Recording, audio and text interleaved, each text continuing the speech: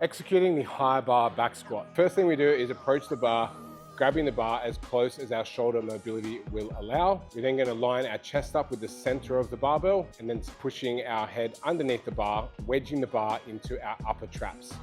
We're then going to make sure that our hips are stacked under the bar. From there, we're going to pull the bar into the body, squeezing the backs of the triceps together to engage the upper back, and then pushing through our feet to stand up and walk out. We're going to take 3 steps, 1, 2, 3, and find our optimal stance, which is generally going to be around hip width. From there, we're going to rotate the toes slightly outwards. We're then going to take a deep breath into the diaphragm, getting our brace and squeezing our ribs towards our hips. From there, we're going to hinge slightly at the hips and then bending at the knees into our squat,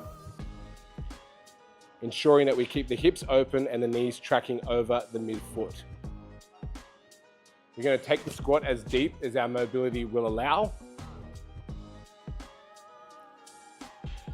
Bottom of the squat, we're going to ensure that we are keeping the knees out and the hips open to create better hip stability.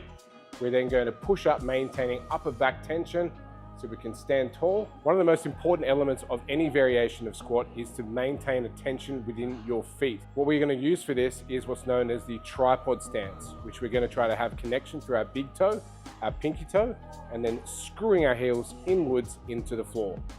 This is going to maintain even contact with the floor, optimizing stability and balance, and ensuring that you have your glutes engaged. So with a high bar back squat, we are looking to have the bar placed across the mid traps. So one of the most overlooked but important elements of any variation of squat is maintaining upper back control.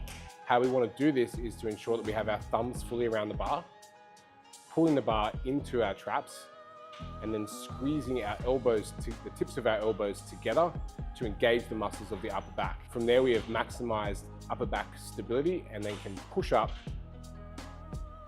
optimizing control of our upper torso. This is going to ensure that the bar does not move around on your back as you squat and will stop you from caving in as you come out of that bottom position. When squatting, we want to maintain this tension through the upper back throughout the entirety of the movement, which is both the up and down phase, so that we maximize control